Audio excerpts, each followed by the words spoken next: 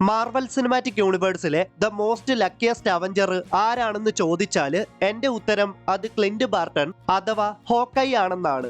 ഹോക്കൈക്ക് പ്രത്യേകിച്ച് പവേഴ്സ് ഒന്നും തന്നെയില്ല. ഹോക്കൈ വെറും ഒരു മനുഷ്യനാണ്. എന്നാല് ഭാഗ്യം എപ്പോഴും ഹോക്കൈയോടൊപ്പമുണ്ട്. നമുക്കറിയാം MCUവിലെ പല സൂപ്പർ ഹീറോസിനും അവർ ഏറെ സ്നേഹിക്കുന്നവരെ അവർക്ക് നഷ്ടപ്പെടാറുണ്ട്. അല്ലെങ്കിൽ അവർ സ്നേഹിക്കുന്നവരോടൊപ്പം ജീവിതം പങ്കിടാൻ അവർക്ക് സാധിക്കാതെ പോകുന്നുണ്ട്.